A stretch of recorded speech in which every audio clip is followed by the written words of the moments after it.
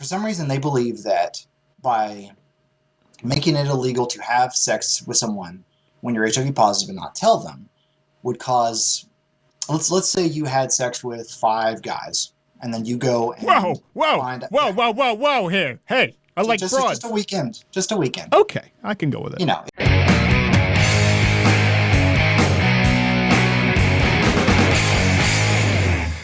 And I'm glad to bring on this next guest. Let me set the stage here a little bit. You can find him at reasonablygay.com. I found him in my timeline. He's been following for a while.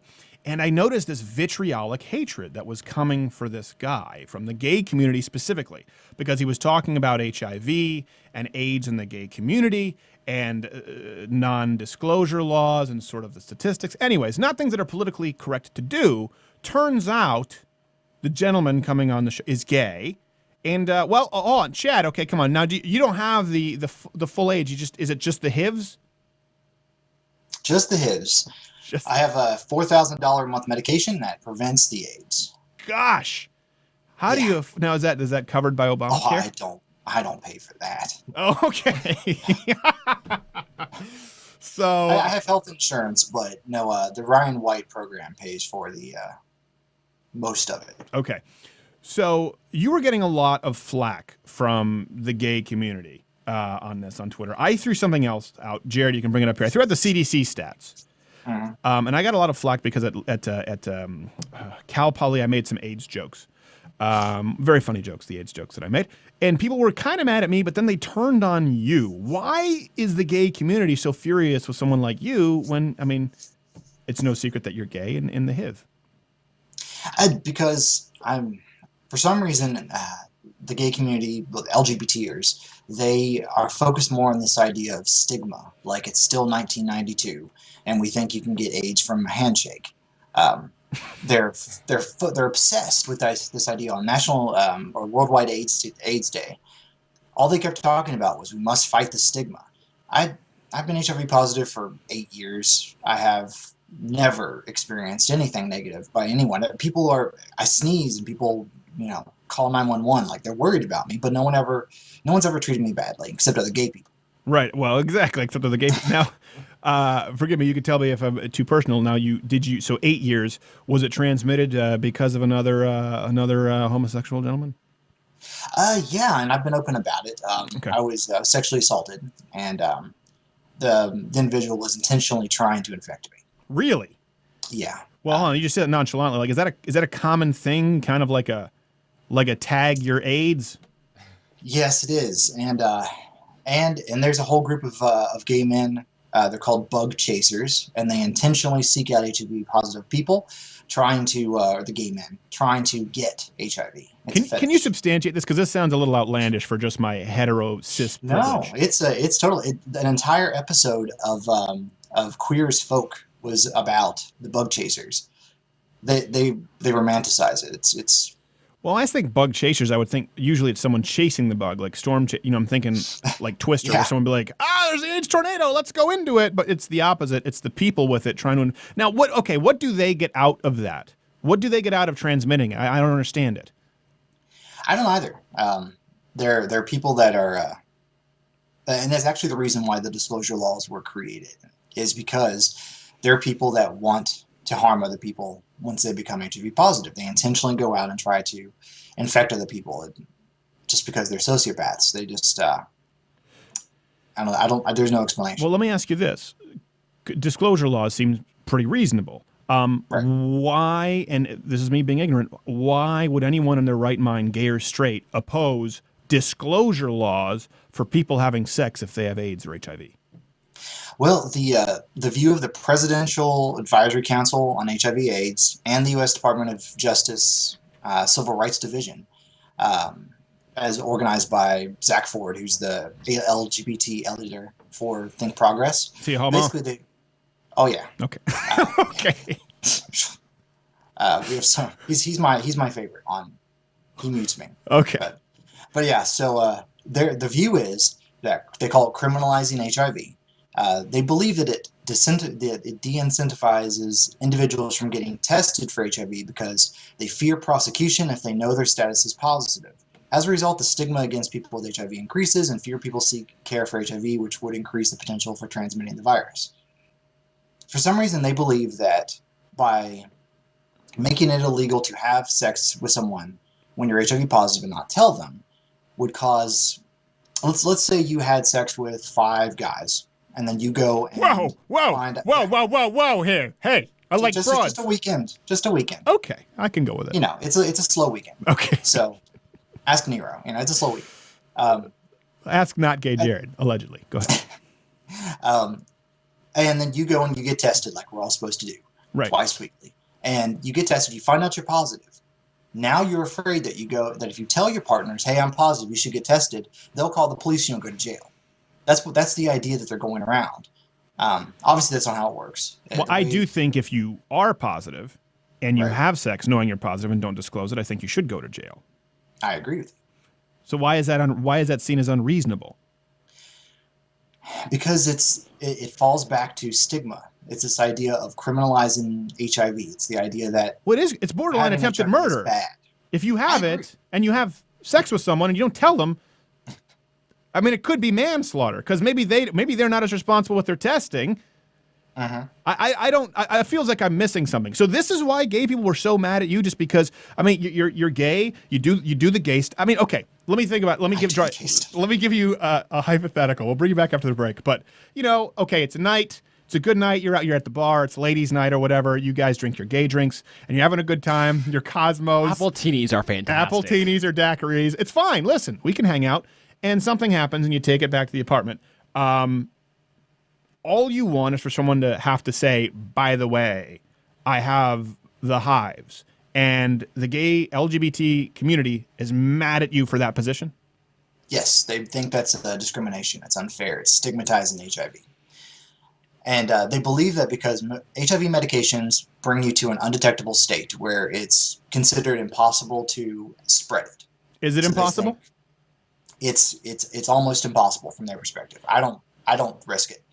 But is it impossible? Not near impossible.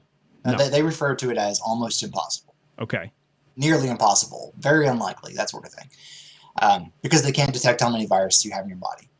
But that requires that you take the medications on a regular basis. If you miss it for 24 to 48 hours, the virus can adapt. You have no idea. We only get our blood tested every 3 months. Oh my gosh. Okay, I'm fascinated. I want to keep you on, Chad, if you can. We have another segment. Sorry that I missed Chad, not with the AIDS, just the HIV. Not yet. We will bring him back. But he's gay, though. Super gay. Louder with Crowder. Stay tuned. We'll talk more AIDS and gay stuff. All right, we are dancing to happy songs, bringing back my guest. You can follow him on the Twitter, Chad Felix G, or, reasonablegay.com. Chad, thanks for staying with us. So we were talking about, during the break, we kept talking about the unreasonable hatred you've gotten. So let me take it a step further, because I know you're gay and you're talking about the disclosure laws. People talk about stigma with the gay community and AIDS. Does stigma mean being honest? As far as I have the CDC stats, is it fair to say that in the United States of America today, if you have AIDS, the overwhelming statistical chance is you're gay? Yes. All right. Now, so it wouldn't be hate speech to say AIDS is the gay. No. And the LGBTQ community only references HIV stigma with gay people. They don't talk about women or drug users. They talk exclusively about gay people. All the services, all of the funding, all of the stigma talk is always about, it's not about people in Africa, it's always about gay people. The only people who've ever been affected by the disclosure laws are gay men, and then there's been a couple straight men who have been accused of transmitting it to women. But the people that they focus on, all these articles, all the rage is about, this is hurting gay men, it's a way to criminalize homosexuality. So on the one side, HIV/AIDS is exclusively a gay issue until they imagine that it might be viewed negatively, and then suddenly it's back to the 1990s, everyone can get it mentality. Right. Well, I have the CDC stats up here, and a lot of people will even argue that CDC stats are being generous in non-gay related AIDS transmissions because they're including bisexuals among heterosexual. Because like, I have 92% of male to male sexual contact, and then another 2.1%. So basically 95% would be male to male sexual contact, and then there's some drug use, very little heterosexual contact. How is it helpful to lie about statistics? That's my issue, because it's clearly a problem, and people like you speak out against it, and they get so upset with you, the social justice warrior, gay people, the vitriolic hatred. How is it helpful, like you said, to flip-flop and say it's not a gay person's disease? And they say, well, you're trying to criminalize gayness. Right. I'll be honest. You know how pro-choicers always accuse pro-lifers of only caring about the fetus until birth? Yes. It seems like the gay community only cares about HIV until you get it, and then you're a statistic and you move forward. There's a drug I take. It's called Truvada, that if someone who is not HIV positive takes it, it can significantly limit your ability to actually get it. The virus won't convert as easily. You can only get Truvada if you're HIV positive. I mean, they don't consider any actual ramifications of what they're doing. They're only thinking about feelings. Right. They're worried about how the HIV positive person feels being asked, are you HIV positive? It's up to you as a person having sex with someone to protect yourself. You're not allowed to ask, are you HIV positive? You're not supposed to tell. You're the one who's supposed to take the Truvada. You're the one who's supposed to wear the condom. You're the one who's supposed to protect yourself entirely. It's the opposite world of rape culture. Right. Well, except some of the times, I mean, you know, if it's like kind of surprise AIDS, as you said, when they're not disclosing it, that to me is borderline attempted murder. If someone is doing it, knowing it, and not disclosing it, if it sounds like I'm ignorant, I've looked at the reasons that you've presented from the other side. I've not found anything even remotely reasonable to oppose disclosure laws with AIDS. I'll make some AIDS jokes. Well, go ahead. Okay. Pause Magazine, which you, whenever you become HIV positive, they give you a welcome package, and it give you a welcome package for HIV. It's not a resort. Yeah, it's a club. Just unlimited Appetinis. Pause Magazine is the default magazine that's supposed to be inspiring, and they have a whole section on HIV is not a crime, with stories of these poor men who were put in jail because all they did was not disclose. And then someone called the police, and how unfair it is, and how difficult it was for them. They're more worried that gay men might be inconvenienced in their access to sex. Is really that person. If you have HIV or AIDS and you don't disclose, jail seems like the appropriate place. I can't think of any place more appropriate. Am I out of line? No, I completely agree with you, and it's frustrating because they're putting it in terms of that if we make it illegal to transmit HIV knowingly, that it will reduce people's willingness to go get effective antiviral treatment because they won't get tested in the first place.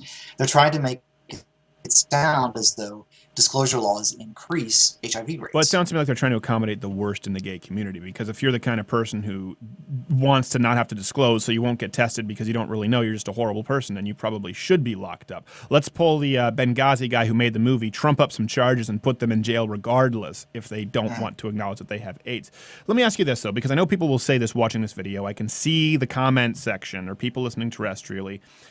Is this mainstream in the gay community, them fighting against disclosure laws, or is it just some small contingency of people who are vocal? Like, is there any actual influence? Is this an actual argument at the table? Oh yeah, I mean the Presidential Advisory Council on HIV/AIDS, AIDS.gov, Pause Magazine, all Think Progress, the LGBT section. They all line up on that side. Yeah, AIDS.gov describes, sharing your HIV status guidelines. It says, for each person you want to tell, ask yourself if the person needs to know now or if it's better to wait. It's all about. Why don't you ask the person you're about to infect with AIDS? Right. So it's all about your personal comfort level. Well, it's funny. I had a bit about this, and I was at San Luis Obispo. They got mad. I had a bit about AIDS I had a couple of jokes about AIDS, and one of them that was talking about the movie Rent. I'm sure, well, you're gay. You've probably seen Rent. And I was talking about Rent, and it was like, we don't need to change. Society needs to change. I'm like, no, you need to change. You have AIDS. Society doesn't have AIDS. Like, no, it's not your fault. No, literally, this is a film. Every single one of you, all of your friends have AIDS. Do you have any idea how incredibly rare that is? Right. You're all having sex with each other in the West or East Village and shooting heroin with dirty needles. If you make it past noon without AIDS, you're in the bonus round as far as I'm considered. And the Black Lives Matter kids were at the back and they were marking that Steven Crowder made AIDS jokes.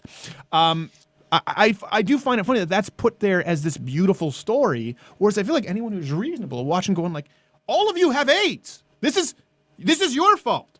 And that seems to be the mindset, and you're saying this is mainstream. It is, and my reality, my view is that I have a unique virus that's adapted to my body. No one in the entire world can access this virus if I don't let it happen, unless I'm in some like giant bloody car crash and everyone bathes in my blood. Outside of that, there's no way for my virus to escape my body. The virus will die with me. If every person who had HIV did that, it would be gone in a generation. This isn't like cancer. It doesn't just happen in people. It's not transmittable through just touching or sneezing. There are specific acts that you have to take. Yeah. And it's careful. We're on the FCC, simple. and I know how specific those acts are, and it's not even just the traditional vanilla getting busy. No, I mean, it's very simple to stop HIV/AIDS. We don't need more funding. We've had decades of education and awareness. Straight people are nice to us. We're not discriminated by medical staff. We're not discriminated at work. We have federal laws protecting us. It's our responsibility right now to make sure our virus doesn't leave our body, and for some reason that's too much to ask. Couldn't it just be wiped out with the gay community within a generation if they did what you're advocating? Wouldn't it basically? Absolutely. Yeah, absolutely. Because gay men are the majority. If we all stopped being selfish and just responsible. Said, okay, responsible, I'm not going to let my virus leave my body. It would be gone when we all died. Yeah. The speckling of straight people that have it through drugs wouldn't impact it enough of an outbreak. Yeah, and your virus would go with you. It'd be like not without my virus. Think of it as Sally Field's daughter. Okay, let me ask you this: does this translate to the blood transfusion, the giving blood? A lot of people, that's an issue. Does the gay community not want people to have to disclose when giving blood if it's undetectable viral loads? I've heard that as well. Yes. That affects me. I'm not going to have gay sex, but I might need blood. Someone's going to run me over with their car eventually, Chad. What can I do about this? Yeah, that's a legitimate problem. We already went through this stigma nonsense about gay men donating blood. And then undetectable means that the reason that I'm undetectable, but I'm not cured of HIV, is because HIV still lives in my body, but they can't measure it with current medical technology. Right. If I donate blood and they test that blood, it's going to come up HIV negative. They can't verify it, but it doesn't mean HIV isn't in that blood. Especially if it's going to someone with an odd or autoimmune condition or a compromised immune system, there is a greater chance of it being potentially damaging. But we don't want the HIV positive gay person to feel discriminated against when they decide they want to go donate.